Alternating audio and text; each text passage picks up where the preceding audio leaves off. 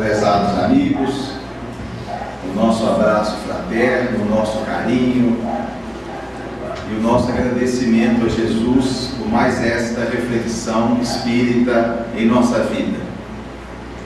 A felicidade é uma condição que interessa muito de perto a cada um de nós.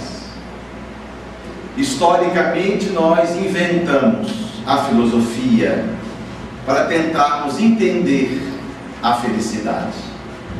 Na Grécia Antiga, duas escolas de pensamento dividiam a opinião dos filósofos.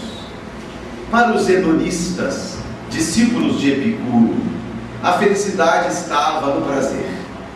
O homem é infeliz quando não goza, e não goza quando não tem. Ensinava Epicuro que o homem padece de uma dupla fome: a fome do estômago e a fome do sexo. A felicidade, então, estaria em ter um estômago cheio e um sexo saciado. Mas para ter um estômago cheio e um sexo saciado, era preciso ter dinheiro. A felicidade, então, estava em ter dinheiro, porque quem tem dinheiro compra a felicidade. Mas com o passar do tempo, os hedonistas verificaram que um estômago cheio não causa felicidade, causa indigestão, obesidade. E verificaram também que o sexo saciado não causa felicidade, causa cansaço. E verificaram que o dinheiro não resolvia todos os problemas, porque criava outros. Porque quem tem, quer ter mais. Compra uma casa, começa a pensar na segunda, e depois na casa de campo, na casa de praia. E é o carro do ano, mas tem que comprar o segundo, e depois outro, e quando não tem mais o que comprar, mergulha em depressão, porque a saciedade é uma das causas do desgosto pela vida. E verificaram também que o prazer de ontem não resolve o problema de hoje, como o prazer de hoje não resolve o problema de amanhã. Quem usufrui ontem quer hoje usufruir novamente, e amanhã, e depois de amanhã, e a busca desse prazer traz infelicidade. É como a história de uma senhora cujo grande sonho da vida era comprar um jarro de cristal belíssimo que existia no antiquário. Ela passava por ali e namorava o jarro e pedia ao marido: que loucura, é caro demais. Mas ela tanto insistiu que certa feita ganhou de presente. E pegou o jarro e colocou em cima da mesa e chamou as amigas para ir. E as amigas então: mas esse vaso é uma preciosidade, que coisa linda! Pena que a toalha não esteja à altura do vaso. E ele então começou a atormentar para comprar uma toalha e comprou. E pôs a toalha e o vaso. E chamou as amigas e era mais lindo o seu vaso. A toalha é uma preciosidade, mas a mesa não está à altura dos dois. E ele então comprou uma mesa e depois uma sala, e segundo a tradição, até hoje está comprando coisas. Mas se a felicidade então, descobriram os gregos, não está em ter, gozar, usufruir, onde estaria então? Em não ter nada. Ensinava Diógenes, outro pensador. Diógenes, criador da escola cínica, dizia que o homem se atormenta porque é escravo das convenções. Por ser apaixonado por leis, regras, costumes e tradições, o homem se atormenta e é infeliz. A felicidade então está em não ter nada, não desejar nada, ser livre, completamente livre para fazer o que quiser, quando quiser. Conta-se que Diógenes, certa feita, aproximou-se de um poço para tomar água, quando viu uma menina tomando água com as próprias mãos. Ele então teria olhado para a caneca e dito: nem de você eu preciso. Jogou-a fora e tomou a água com as próprias mãos. Mas com o passar do tempo, os cínicos verificaram que não ter nada é muito romântico, até o momento em que chega o frio, em que aparece a enfermidade, em que surge a fome, e chegaram à conclusão que não ter nada também não era a solução. E assim, nos séculos afora, nós temos tentado entender a felicidade. Mas Allan Kardec, quando organizou o Livro dos Espíritos, a primeira obra da codificação, preocupou-se com o tema. E na quarta parte do Livro dos Espíritos, Esperanças e Consolações, nos 3 primeiros itens, o codificador faz uma reflexão breve, mas muito rica de ensinamentos a respeito do tema. Logo no primeiro item da quarta parte, o de 920, ele vai apresentar o pensamento dos Espíritos, segundo o qual não é possível na Terra a felicidade absoluta. Os Espíritos vão dizer que a felicidade absoluta depende da ausência de imperfeições, porque cada defeito, por si só, acompanha-se de um cortejo de aborrecimentos. Como na Terra, no atual momento em que nós vivemos, a ausência de imperfeições não existe, tal qual não haverá no planeta a felicidade absoluta. Mas no finalzinho do item 920, talvez para nos consolar, os Espíritos diziam assim: mas compete ao homem abrandar os próprios males e tentar encontrar uma felicidade relativa. Kardec gosta do termo. Tanto que no item seguinte, o 921, ele volta a cá e quer dizer então que nós podemos encontrar essa felicidade relativa, e os Espíritos, certamente, e depende de cada um de vocês esforçar-se para se identificar com ela.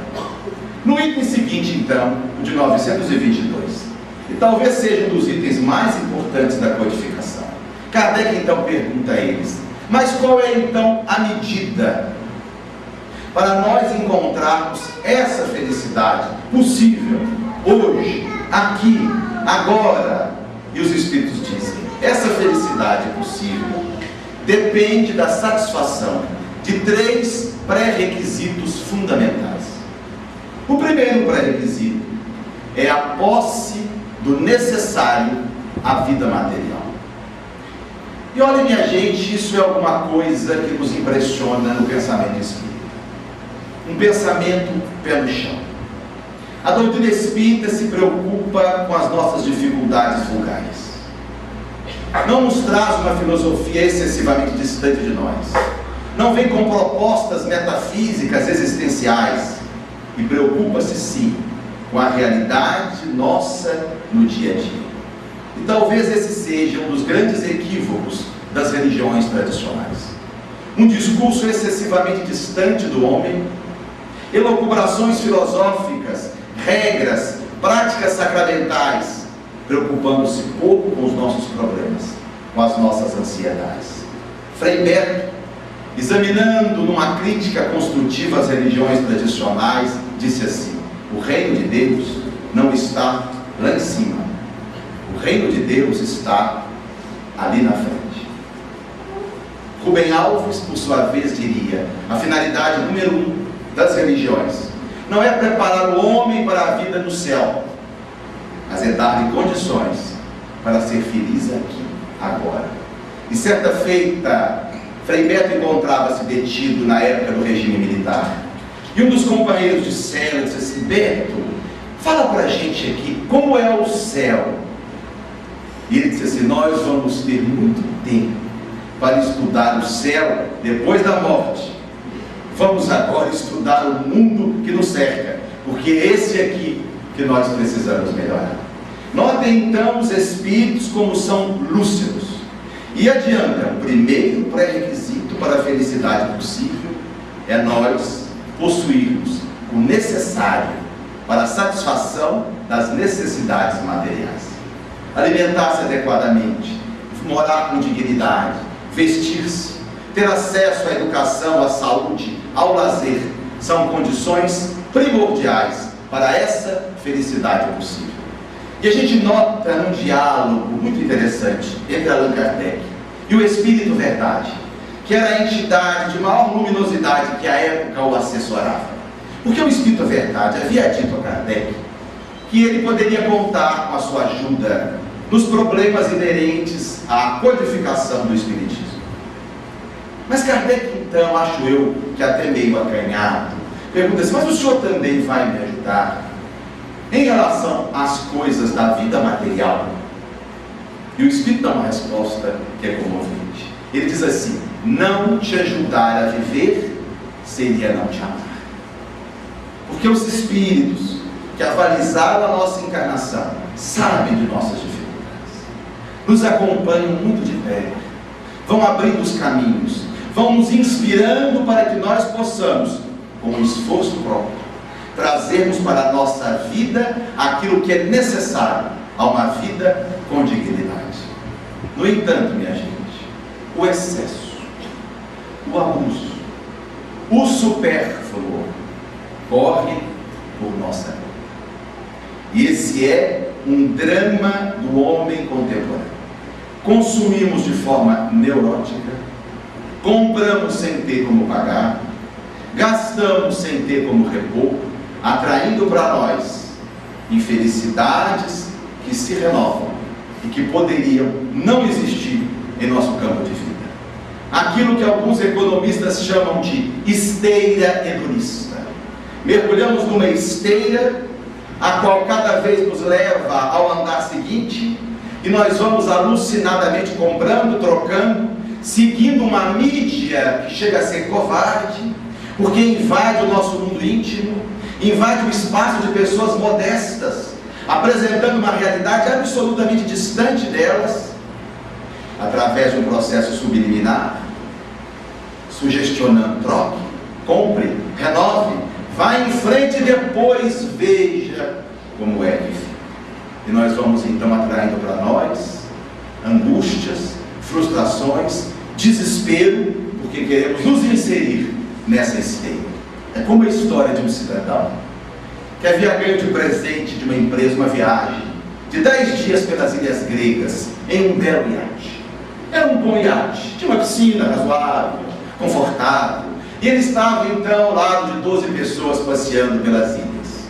Quando no 5º dia de viagem, aproximou-se do seu 10 vezes maior. Era um dos 4 maiores iates do mundo, de um príncipe do petróleo. O iate era tão luxuoso que tinha um navio tender apenas para abastecê-lo. E quando ele viu aquele outro, o dele perdeu a graça. E o resto da viagem foi uma viagem frustrante, decepcionante, porque ele foi destruído pelo desespero. Porque a essência da realização interior, minha gente, não está em comprarmos cada vez mais, está em enriquecermos de significado as coisas que nós possuímos. Porque a miragem de todo homem que aspira ao sucesso é uma vida luxuosa. Mas o que é o luxo? Luxo é a posse e a ostentação de coisas raras. E o que é raro em nossos dias? Conta bancária gorda? Não. Viagem à Europa, Argentina? Não. Mansões? Também não. Carros importados? Não são raros. Raros em nosso dia são o tempo, o silêncio íntimo, a segurança, a beleza interior, a saúde, amizades sinceras, a espiritualidade, pessoas que nos querem bem. E isso não se adquire com moeda de troca. Frei Beto encontrava-se em um shopping de BH. Quando parou diante de uma loja, observando o movimento, quando aproximou-se um rapaz, um vendedor, disse assim: mas o senhor gostaria de adquirir alguma coisa? Ele disse assim: não, obrigado, eu apenas faço um passeio socrático. E o rapaz: mas como é que é essa história de passeios socráticos? Sócrates era um filósofo grego que gostava muito de passear pelas ruas de Atenas, onde haviam lojas muito bonitas. E certa feita se aproximou dele um vendedor e perguntou se ele queria comprar alguma coisa. Ele disse assim: não, eu apenas observo as coisas que existem, das quais eu não preciso para ser feliz. Mas se o primeiro pré-requisito para essa felicidade possível, segundo o item 922, é a posse do necessário, há um segundo. O segundo é a fé no futuro. E é interessante, os Espíritos não dizem fé em Deus, mas fé no futuro. Porque muitos materialistas podem ser razoavelmente felizes. Há pessoas que creem em Deus e são suicidas. Eu já li cartas de suicidas aos pais, em que na carta eles dizem assim: papai, mamãe, que Deus os abençoe. Ora, fé em Deus eles têm. O que eles não têm é fé no futuro, que nós podemos substituir pela palavra esperança. Nós precisamos aguardar alguma coisa para sobreviver. Sonhos que se renovam, perspectivas futuras, expectativas para com o dia de amanhã, são combustíveis para as nossas emoções. Paulo de Tarso diria: 3 são as virtudes: a caridade, a fé e a esperança. E me lembro aqui de Mabel Carneiro de Souza Bandeira Filho, o nosso Mabel Bandeira. Tinha 17 anos quando desceu do Recife ao Rio, sonhava em fazer arquitetura. E começou o curso. Logo nos primeiros meses, a febre, o emagrecimento, a tosse, os escarros com sangue e o diagnóstico, uma fatalidade para a época: tuberculose. Mas ele tinha recursos. E começou com o pai uma romagem em busca de alguma coisa que não existia, a cura para a tuberculose. Esteve se tratando em Juiz de Fora, em Campos, em Petrópolis. Foi em Claravel, na Suíça, onde vivia o maior tisiologista do mundo. Após examiná-lo, o médico disse: meu filho, as lesões que você tem nos pulmões são incompatíveis com a vida. Volte para a sua casa, você vai morrer. Ele abandonou tudo e começou a escrever. E um dia escreveu assim: como dói viver quando falta a esperança.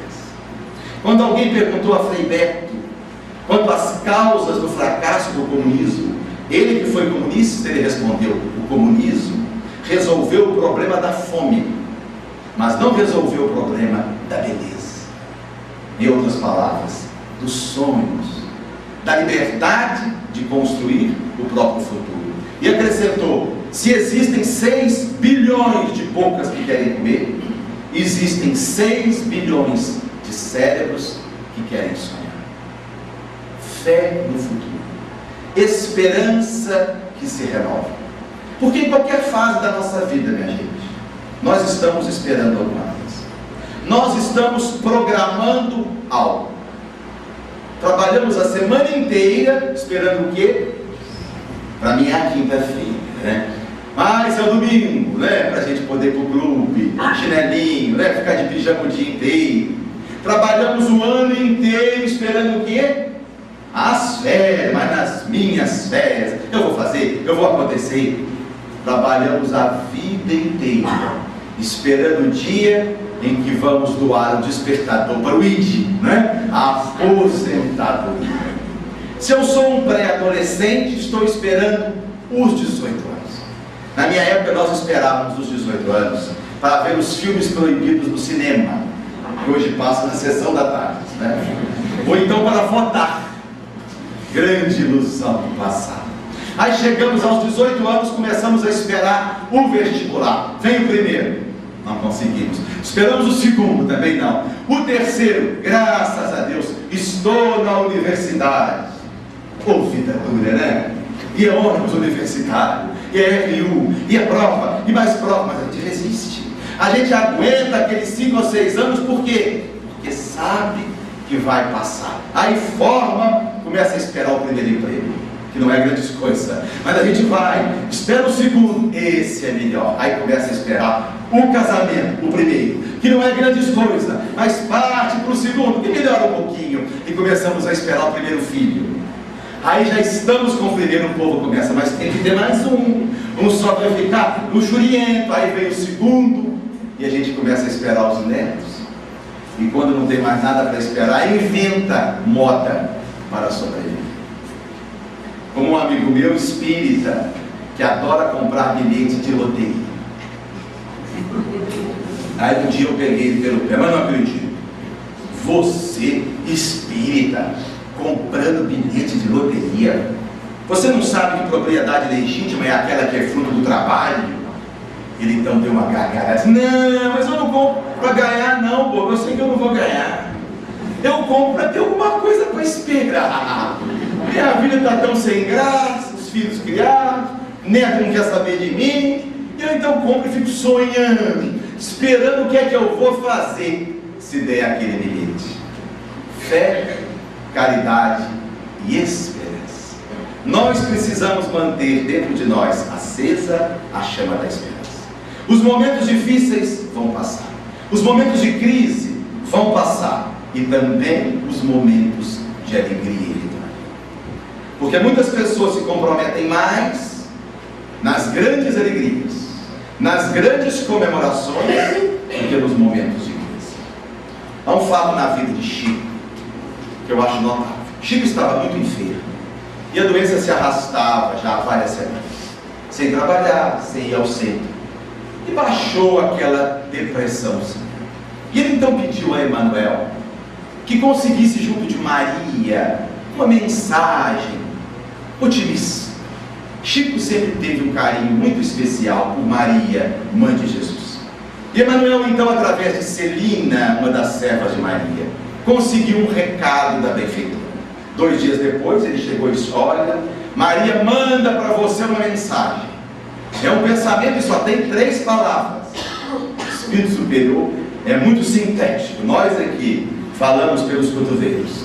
E ela diz o seguinte, para você escrever esse pensamento no papelzinho e deixar sempre próximo de você, e leia, sempre que possível, leia. E o Chico, mas qual é o recado de Maria? E Emmanuel, ela disse assim, isso também passa. E o Chico, mas que bom, quer dizer que quando eu estiver muito aborrecido, muito triste, eu leio, isso também passa. E Emmanuel, mas também nos momentos de vitória, de grandes alegrias, de comemorações, leia. Isso também passa, para você se controlar por dentro e não complicar as coisas. Mas voltando então ao item 922, o primeiro pré-requisito para a felicidade possível é a posse do necessário à vida material. O segundo, a esperança, a fé no futuro, e há um terceiro. O terceiro é a consciência tranquila. Porque para espíritos na fase evolutiva em que nós nos encontramos, o sentimento de culpa nos castra as mais mínimas possibilidades de realização interior.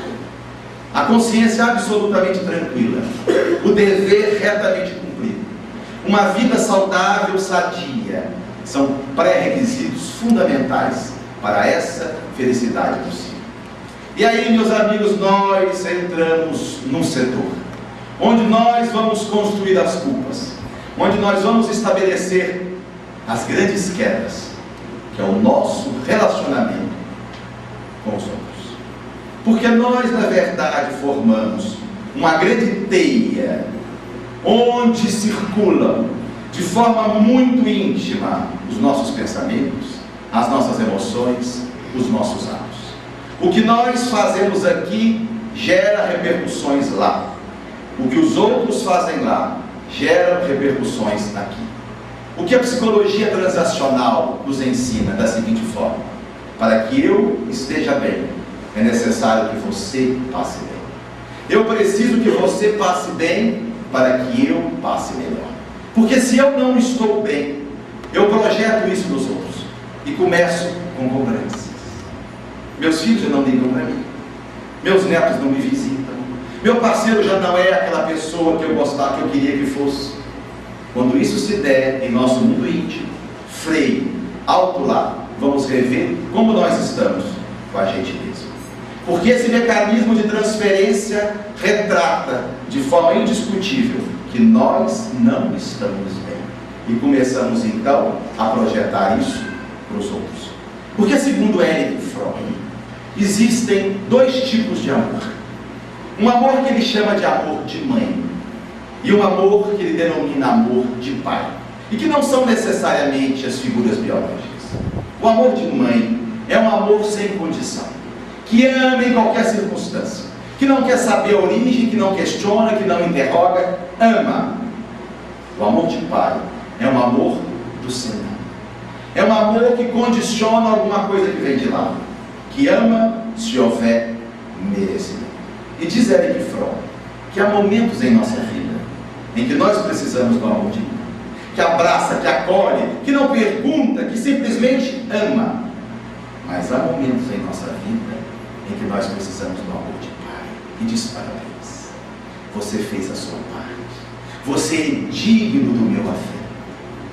E narra o rabino Haroldo Kuzner, um teólogo judeu norte-americano, que certa feita foi visitar um cidadão de 90 anos que havia desencarnado. Ao cumprimentar o filho mais velho, o cidadão muito distinto, chamou para um canto da sala e disse assim: rabino, meu pai acaba de falecer. O senhor acredita que ele nunca disse nada de bom a meu respeito? Em todos esses anos juntos, eu sempre tive a impressão que ele apenas me suportava. Nunca, rabino, um elogio, um estímulo, um incentivo. Nunca me disse que se orgulhava de mim, que eu havia sido um bom filho, porque eu fui um bom filho. Fui um jovem que nunca lhe dei problemas. Diplomei-me na universidade, casei-me com uma bela mulher, criamos nossos filhos na fé judaica, tenho uma situação financeira boa, sou um homem virtuoso, frequento a sinagoga. Custava para ele, rabino, uma só vez ter dito que se orgulhava de mim, que me amava de verdade, e agora ele morreu, e eu nunca mais vou ouvir isso. Se eu estou bem, você está bem. Eu preciso que você passe bem, para que eu fique melhor. Como eu vou desfrutar de paz se as pessoas que eu amo estão atormentadas? Como eu vou desfrutar de felicidade se os meus filhos estão atormentados, viciados, comprometidos? Se o meu parceiro, a minha parceira caminham deprimidos? Como eu e a minha família vamos estar bem se as famílias que me cercam estão na fome, na miséria, na delinquência? E 11 de setembro de 2001 foi o mais evidente exemplo dessa realidade. Quando a maior nação da Terra, poderosa em todos os sentidos, em tecnologia, em exército, em poder, numa só manhã, vê 3.000 de seus membros serem covardemente mortos por 19 terroristas islâmicos. Como se a humanidade lá de fora dissesse: de que adianta, América, tanto poder? De que vale tanta cultura, se você não é capaz de proteger a si mesmo?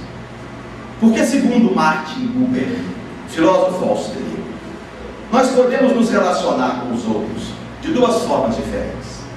Uma forma que ele chamava de eu, isso, e uma outra forma que ele chamava de eu, tu.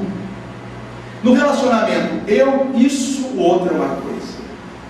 Um objeto que existe para satisfazer as minhas necessidades. O outro só tem sentido quando me serve, quando me interessa. É descartável porque eu troco e jogo para lá. Mas existe um relacionamento eu-tu, quando eu olho o outro como se olhasse a mim mesmo. Quando eu sinto as suas necessidades, as suas carências, os seus sonhos e os seus desejos.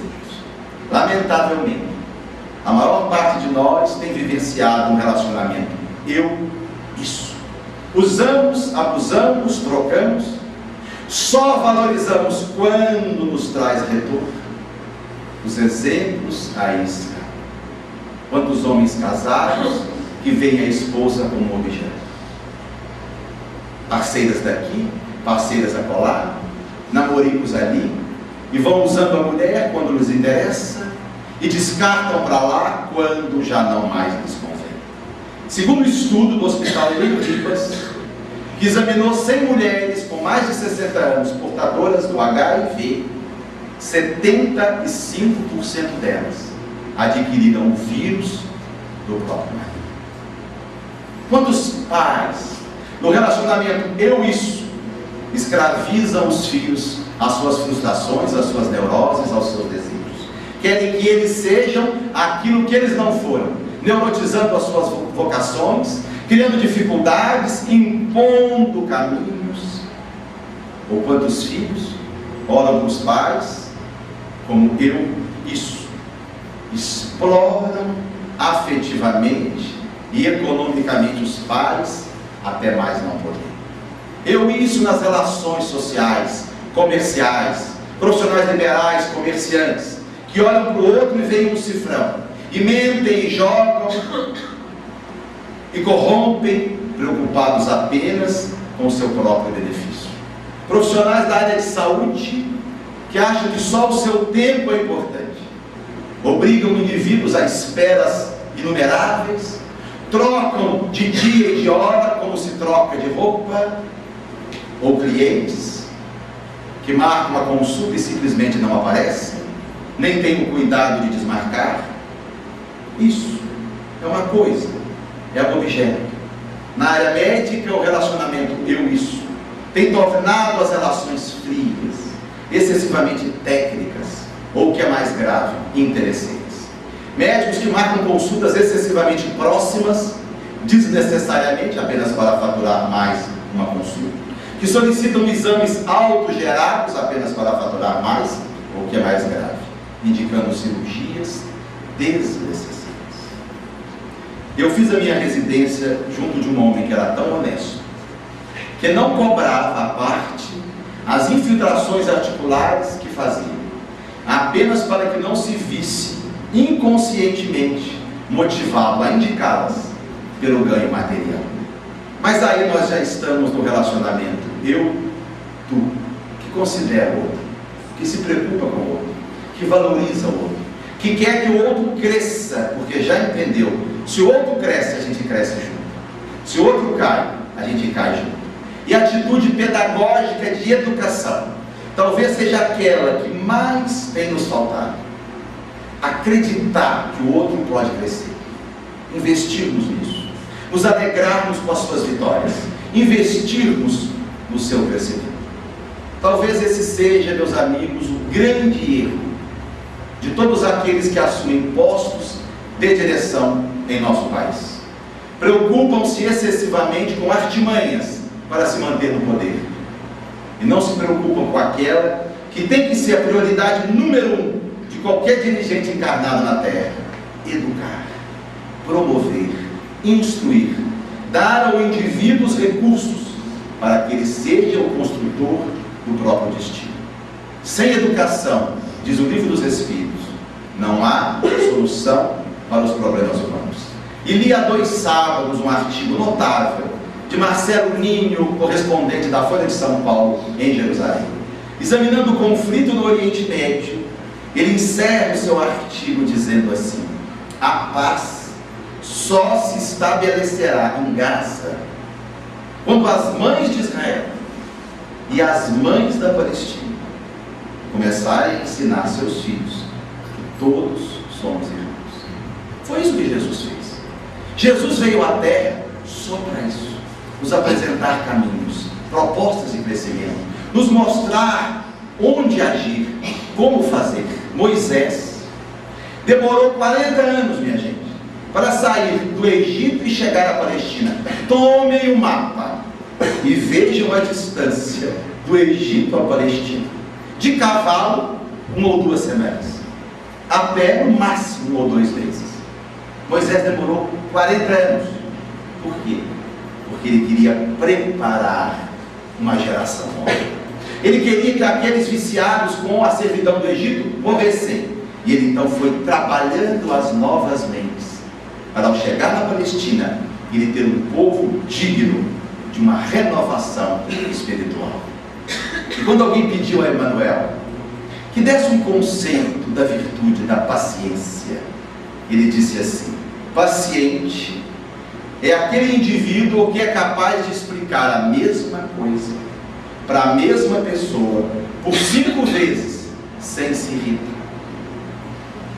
E quando eu leio esse pensamento, eu me lembro de Dona Bete Barreço, minha mãe nessa encarnação, uma educadora incansável, porque eu e minha irmã brigávamos demais.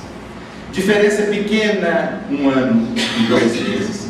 Todos os dias nós nos engalcinhávamos e ela não desanimava. Vinha, explicava, dava uns pescoções, castigo, mas sempre ali, até que um dia a coisa atingiu o clímax. E ela então, acho que baixou assim o espírito de um psicólogo da antiguidade, e ela nos chamou e nos pôs sentados na frente do outro. E disse: agora vai ser assim. Ricardo, bata na Denise. Eu levei um baita de um susto. Que isso, mãe? Bata na sua irmã. Eu falei: não, eu não quero. Já tinha passado a raiva. Bata. Eu fui dar um tapinha psicológico, né? Denise, bata na sua irmã. Não, mãe, não quero. Bata. Lá vai ela. E foi fazendo. E quando ela viu que nós não íamos bater coisa nenhuma, ela virou e disse assim: pois agora vocês vão bater na mãe de vocês, para que os aprenda a educar. E não é que deu certo. Por algumas semanas a coisa melhorou. Uma vez os meus 2 filhos haviam feito uma coisa muito errada.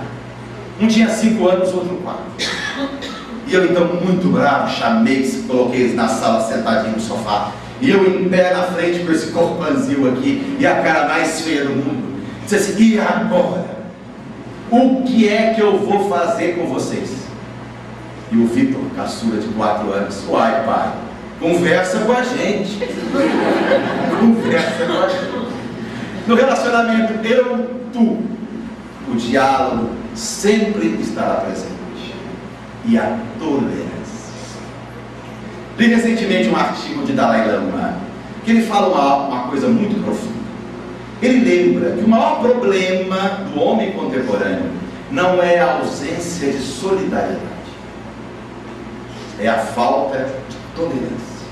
E ele lembra: nós somos capazes de grandes atos de generosidade para quem nunca nos incomodou, mas somos capazes de atitudes extremamente cruéis para quem, da forma mais mínima possível, nos aflige ou invade o nosso campo íntimo. Tolerância, minha gente, é a virtude das almas novas. É a virtude que mais nos separa dos espíritos superiores. E é a qualidade que nós mais precisamos trabalhar dentro de nós. Mas o que é tolerar? Alguém poderia indagar. Será tolerar aceitar os defeitos dele? Será tolerar aceitar as manias dela? E nós temos que entender uma coisa: tolerar não é aceitar. Porque se nós começamos a aceitar os erros, a humanidade não progride. Tolerar é compreender. Compreender que nós estamos diante de pessoas que não estão prontas, completas, arrematadas. Nenhum de nós ainda acabou de se fazer. Todos nós somos almas em construção. Daí a necessidade da tolerância recíproca.